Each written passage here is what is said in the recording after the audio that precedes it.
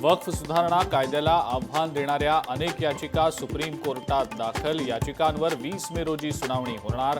Supreme कोर्टात सुनावणी पार पडणार।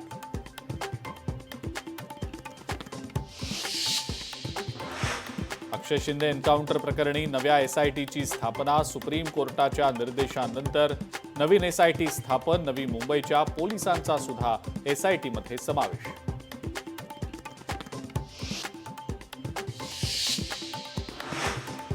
बीडमध्ये अवकाळी पावसाची हजेरी। माजलगाव वडवणी परिसरात जोरदार पाऊस। पावसामुळे शेतकऱ्यांचं मोठं नुकसान।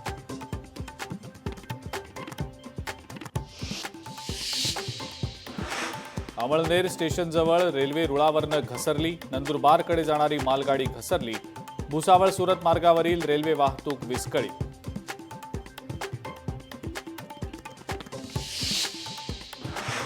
पुण्यातल्या सफरचंद व्यापाऱ्यांना धमकीचे फोन। व्यापाऱ्यांनी सहपोलीस आयुक्तांची घेतली भेट। सहपोलीस आयुक्तांकडे केली तक्रार।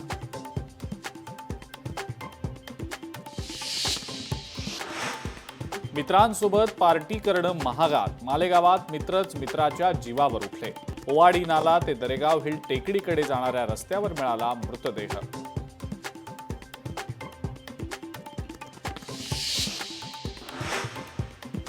मालेगावमध्ये एटीएस पथकाची कारवाई। एका तरुणाला चौकशीसाठी घेतलं ताब्यात। पाकिस्तानच्या वेबसाईट्स सर्च केल्याचा संशय।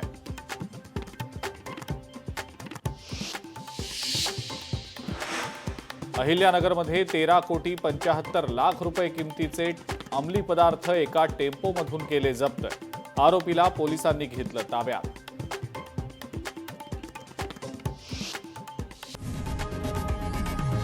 लोकशाही मराठी ऐका, पहा, जागरूक रहा।